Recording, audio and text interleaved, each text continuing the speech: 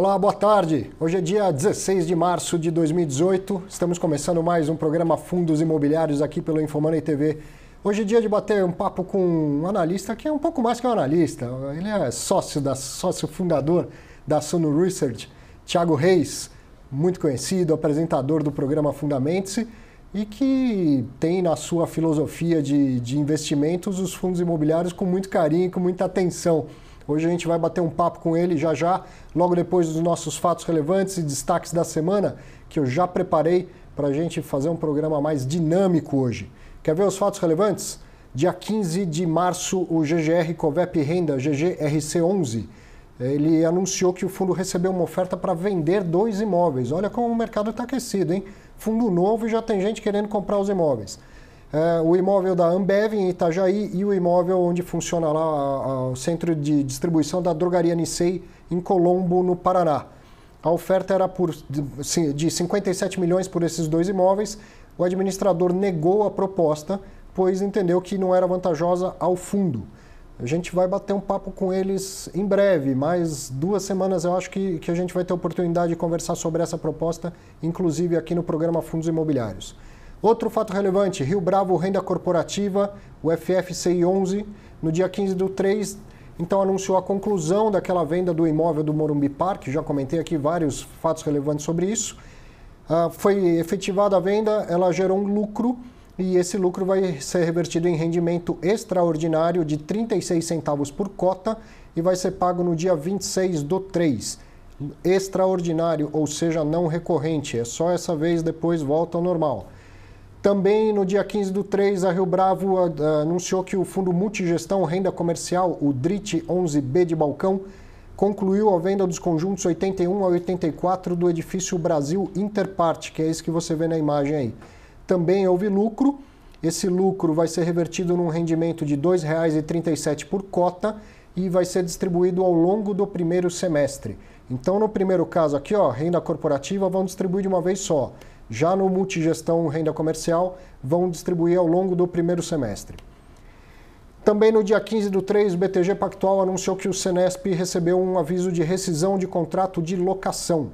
A empresa Ospace Apoio, que é a locatária do primeiro andar do Bloco C, diz que pretende rescindir esse contrato, mas não deu data. Então, se confirmada essa saída, a vacância do fundo deve subir para 47,9% e o rendimento deve ter uma redução de 8,82%. Dados os fatos relevantes, quero falar dos destaques da semana. Na segunda-feira, a Economática soltou um estudo sobre o mercado de fundos imobiliários. Aproveitar para mandar um abraço para o Einar e dizer que é sempre bom quando a Economática alimenta a imprensa de dados com qualidade para sair boas notícias, não só aqui no Infomoney, mas em toda a imprensa que cobre o mercado financeiro. Eu trouxe aqui 2 destaques desse extenso relatório. Basta entrar lá no site da Economática, clicar em estudos, que você pode ter acesso a ele inteiramente de graça, tá? Vamos lá, valor de mercado dos fundos imobiliários. Olha que interessante, o crescimento de 2010 para cá. Hoje o valor de mercado é de 35 bi, estamos falando dos listados. E aí eu aproveitei para incluir essa informação aqui, 374% de crescimento em 8 anos. É muita coisa, os meus alunos sempre me ouvem falar, olha, o mercado de capitais cresce, mas é pelos produtos estruturados, muito mais do que ações e debêntures, olhem para os produtos estruturados. Está aí, um exemplo prático para todos vocês. E uma comparação do IFIX nominal com o IFIX real, ou seja, ajustado pelos efeitos da inflação medida pelo IPCA. Olha que bacana aqui, Eu sempre mostro isso, mas o Einar pôs no mesmo gráfico, fica muito legal de ver, Aquele topo de 2013, quando a gente corrige pela inflação, ele vem para aqui, Então, hoje o IFIX está na máxima histórica e máxima real, acima da inflação. Mas demorou muito tempo para isso acontecer. Né? Quanto que foi o drawdown ali? Aqui dessa máxima de... Isso. Essa voz você está ouvindo já é o Thiago Reis querendo participar e ele é muito bem-vindo para participar aqui. De 2.197 para 1.582, isso aqui em termos reais, né? Precisava saber quanto que é essa pontuação em termos nominais. Então a queda é do que? De uns 30%? Acredito que sim. Então acho que é legal a gente já me introduzindo aqui, mas eu acho que o investidor que tem medo dos fundos imobiliários, ele pode ter uma noção histórica de quanto seria uma perda máxima, pelo menos olhando histórico. Lógico, a história pode não se repetir, a gente já vai falar disso no outro ponto, na máxima também, né? Mas sim, é importante olhar para trás para ver que o mundo não acaba e as euforias e as depressões, elas passam, né? Sim, o pior investidor, aquele que comprou na máxima e vendeu no fundo, ele perdeu 30%. O que, assim, ações é mais, né? Ações... Costuma ser muito mais. Costuma ser mais. A gente viu aí a Brasil Foods cair 20% em um único dia. Só que a gente está falando de médias, de um pacote, né? Isso aí. Mais um destaque antes da gente seguir com esse papo aqui, ó. Aqui tem que falar da nossa amiga Ana Lúcia de Menezes, com muito prazer, e ressaltar um trabalho que ela tem feito, do qual eu vou falar mais vezes ao longo desse programa, não só hoje, mas em vários outros programas. Está vendo aí o projeto de relacionamento com investidores em fundos de investimento? Ao longo dos últimos tempos, a Ana conversou com todo mundo aqui, ó. Marcos Tobias, que é do Bank of America, Ricardo Orihuela, que você já viu aqui, o Edgar Boicenco, que podia vir aqui, hein, Edgar? Thiago Reis, que está aqui hoje, eu, Arthur Vieira de Moraes, Sérgio Beleza, Alexandre Fabian, que também podia vir aqui bater um papo com a gente, Luiz Palhares, que é do RI da Natura, e Fernando Mascarenhas, que é do RI da Vale. E por que ela conversou com todo esse pessoal?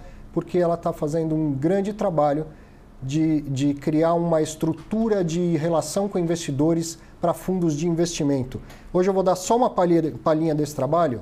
Olha aqui os pilares, os princípios básicos do que ela vem delineando como relação com investidores, RI para fundos.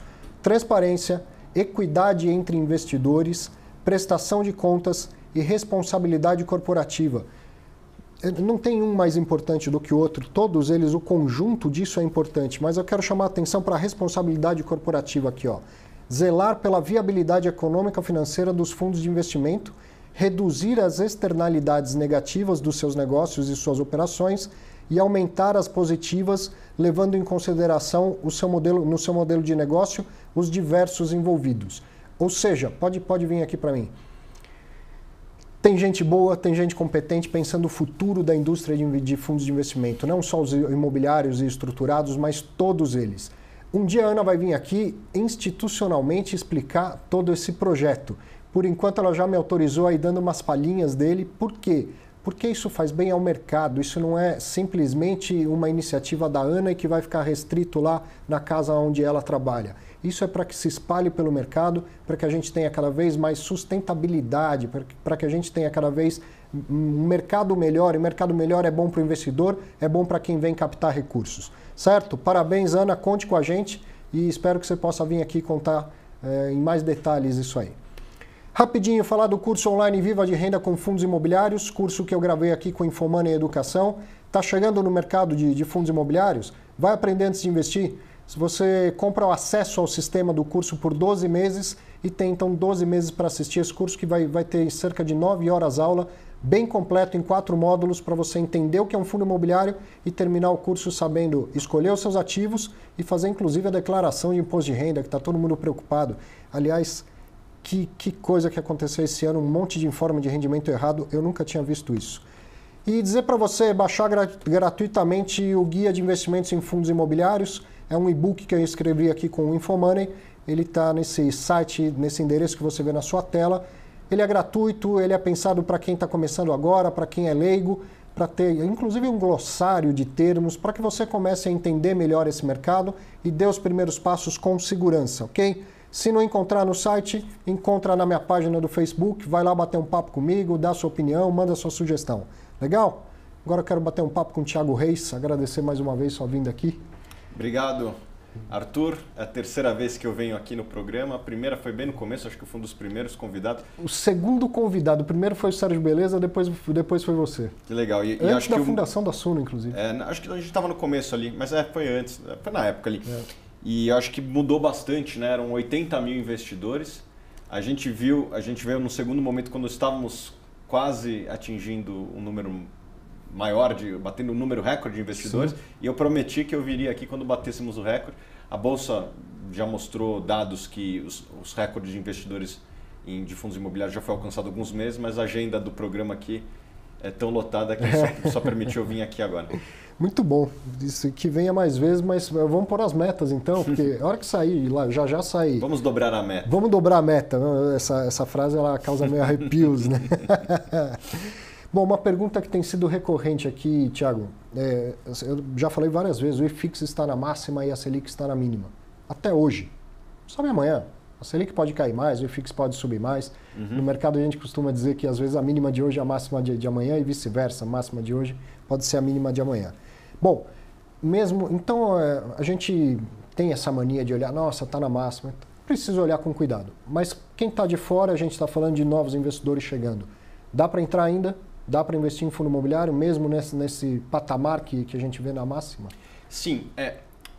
Quando a gente fala máxima de um ativo, as pessoas muitas vezes se ancoram no passado, né? Dobrou em relação à mínima. Isso. Tem que lembrar que, quando a gente viu a mínima agora há pouco no gráfico da Economática, eram outros tempos, era uma crescente vacância, um pessimismo exacerbado com a economia e juros altos. Na hora que você faz o valuation, traz um fluxo menor a uma taxa a valor presente maior, obviamente você chega num preço muito mais baixo. Sim. E hoje a gente tem pelo menos sinais melhores na economia do que tínhamos 2 anos atrás.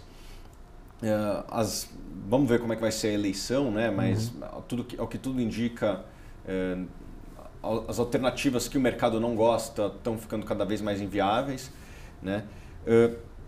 E as taxas de juros se tornaram menores, então a gente tem uma perspectiva de fluxo de caixa maior no futuro, descontado numa taxa menor, um valor presente maior, né? Quem quiser se interessar um pouco por valuation, tem muito material na internet. Sim. Aí. Só você fazer essa conta que você vai chegar à conclusão de que é natural que tenha tido essa valorização nos últimos anos.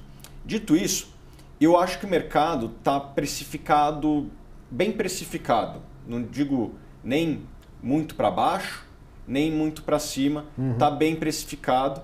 E se a gente for analisar outras alternativas, eu acho que outras alternativas estão até caras.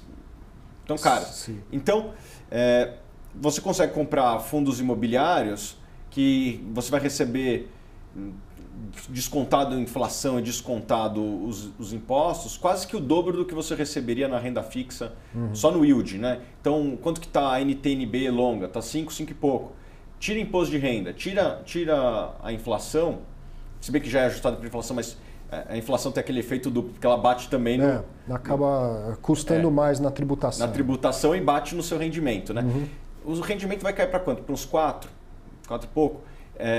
O fundo imobiliário ele é isento de imposto, então você consegue comprar alguns fundos pagando 7% a 8%. E se a economia melhorar, certamente os aluguéis vão melhorar também e isso vai ser repassado para a cota. Isso, essa era a segunda parte que eu queria te perguntar. Quer dizer, quando você falar a taxa de juros está baixa e faz uma boa comparação com o valuation, a gente está então trazendo o valor presente, fluxos de caixa a valor presente por uma taxa baixa, que talvez até suba um pouco.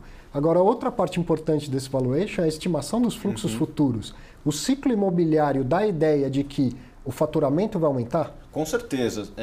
Sim. O mercado de equilíbrio dizem que é quando chega numa vacância de 10%. Quanto que era o preço de aluguel por metro quadrado quando a vacância de São Paulo ou do Rio era 10%? Uns R$115, mais ou menos, então, nas principais regiões. Isso. Assim, lógico que varia de imóvel para imóvel e tal. Pega esse valor e traz a valor presente pela inflação. Vamos supor, pelo INCC, que é o Índice da Construção Civil. Ou pega o IPCA, não importa muito. Você vai ver que é outro patamar de preço. O custo da construção aumentou muito. Não é à toa que a gente vê um spread muito grande, um gap, uma diferença muito grande entre o preço dos imóveis novos e os imóveis antigos. Por quê? Porque os imóveis novos incorporam esse custo novo, essa nova realidade de custos que muitas pessoas ainda não sentiram quando for comprar uma casa, mas vão começar a sentir no dia que as vacâncias do Brasil sumirem, tanto no residencial quanto no residencial, os estoques forem reduzidos. Aí teremos uma nova realidade de preços muito maior e o aluguel vai ser uma consequência disso, porque muitas pessoas compram um imóvel e falam, eu quero 3%. Se eu não conseguir, 3% falei baixo no Brasil, mas depende, residencial por volta de uns 5%, comercial por volta de uns 8%. se o aluguel não fecha, ele não compra. Isso. Em algum momento, o aluguel vai ter que subir para... na hora que o estoque baixar, esse aluguel vai ter que subir, justo para fechar a conta do comprador. Do próprio imóvel, o cap rate, no caso, que é o dividend yield aqui no mercado. Isso. Então, eu acho que tem espaço para aumento do fluxo de caixa que os fundos pagam. Eu só acho que vai demorar um pouco, porque os estoques são grandes. Concordo.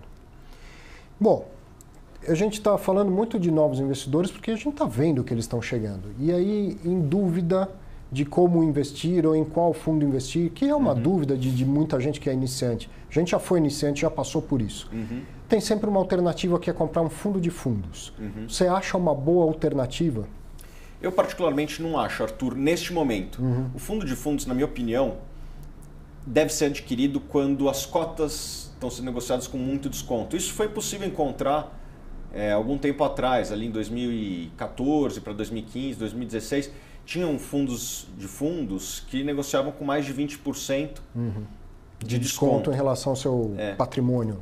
Quando você começa quando as cotas começam a ser negociadas mais no par, para mim não faz muito sentido porque tem uma despesa de gestão que eu não quero nem dizer que a maior parte dos gestores não tem capacidade. Eu acho que as gestoras são boas. O problema é que a liquidez do mercado inviabiliza que eles tenham uma margem de manobra. Eles têm um Titanic numa piscina, eles não conseguem manobrar isso daí. Então, por mais que ele acredite que, vou vender essa cota e vou comprar outra mais barata, não tem liquidez na hora que ele for vender e também não tem liquidez na hora que ele vai comprar. Então, na hora que você compara os gestores de fundos com os gestores de fundos, que seriam os gestores de fundos de investimento imobiliário, né?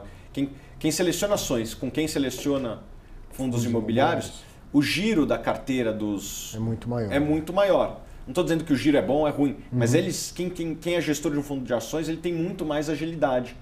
E a baixa liquidez, infelizmente, é um empecilho para eu achar que vale a pena você pagar um prêmio por uma gestão. Sim.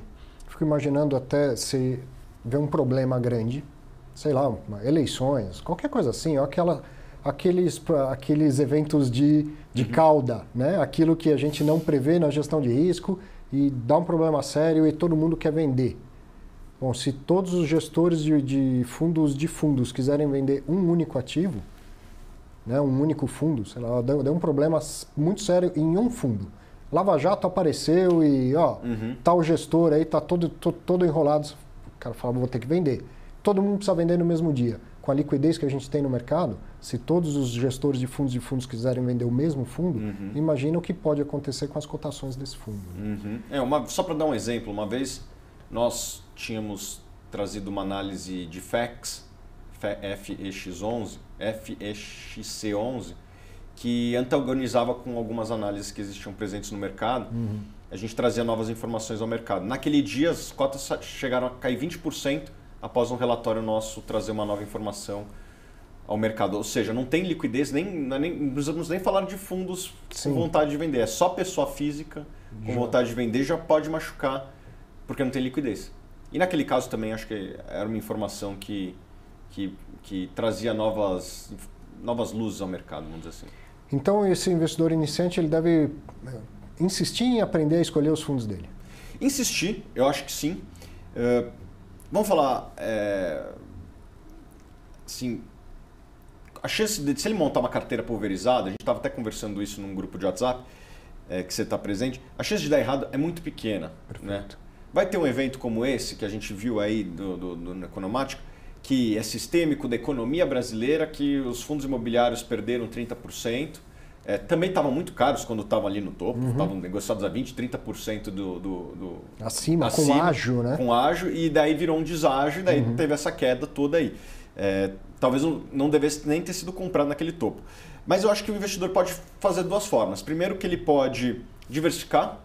Ele pode replicar a carteira desses gestores, se ele pode quiser. Se basear na carteira e replicar, verdade. Pode replicar e não vai pagar essas taxas de administração que existe. Né? E também pode, vamos dizer assim, o que eu falo, nadar no raso, que é começar pelos ativos menos arriscados, que tem menos volatilidade, né? Os shoppings consolidados geralmente tem pouca volatilidade da cota, os fundos de papéis high grade, né? Assim, os de alta qualidade, né?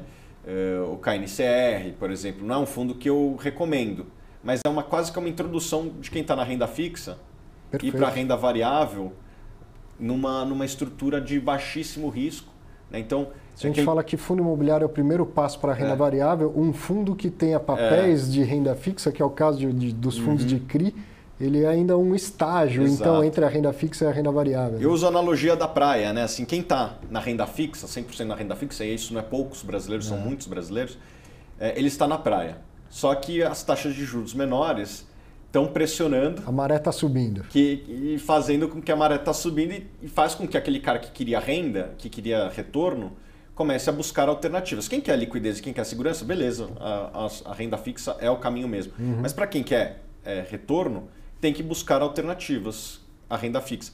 E vai ter que nadar, né? E uma das alternativas que eu falo é nadar no raso, né? Então, e aprendendo. É como você vai com a sua filhinha lá numa praia, você vai com ela de mão dada no raso ali, bota a boinha. E eu acho que fundos imobiliários é nadar no raso e os fundos de papéis high grade é nadar de boinha de mão dada com a sua filha no raso ali. E obviamente o alto mar seria as ações, seriam produtos um pouco mais voláteis. Sim. Você já até adiantou, mas para a gente terminar, algum setor em destaque, alguma recomendação?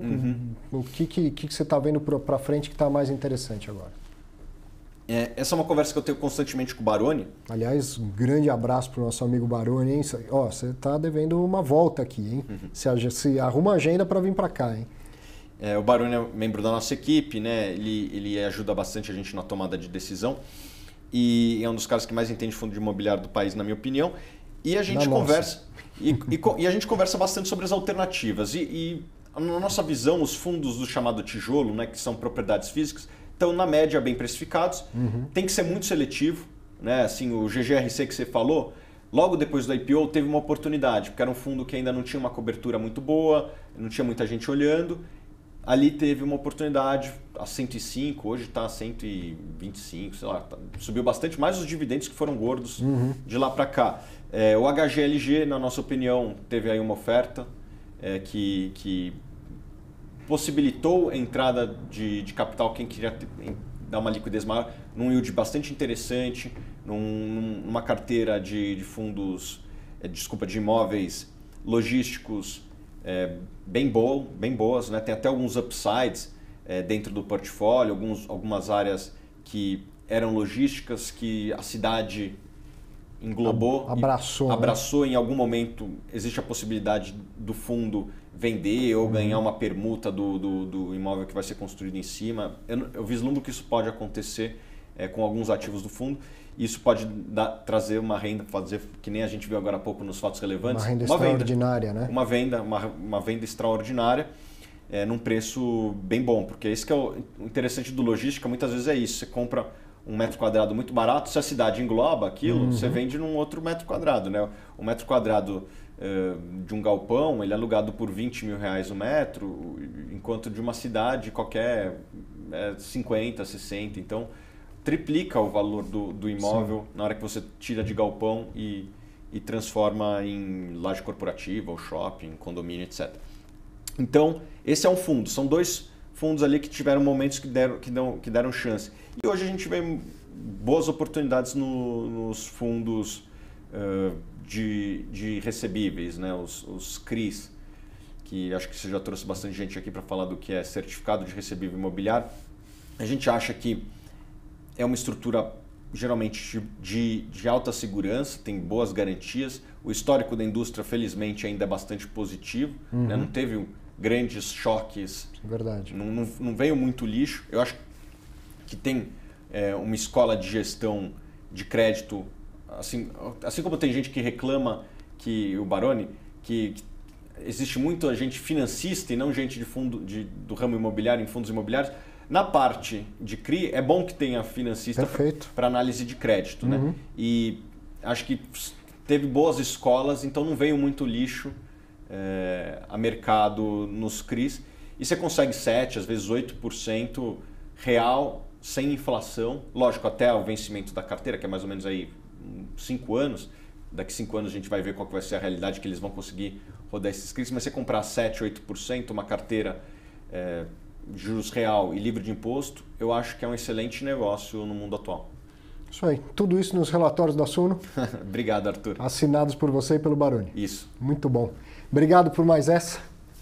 E vamos marcar a próxima com 150 mil investidores, tá bom? Tá ótimo. Então, vamos lá. Vamos trabalhar para... Agora tem que trabalhar, porque eu e você aqui, somos vozes ativas na indústria para fomentar esse crescimento. Que eu acho que fundo imobiliário, estava até conversando com os amigos do Clube FI, é um produto tão bom que para vender você só precisa falar a verdade. Né?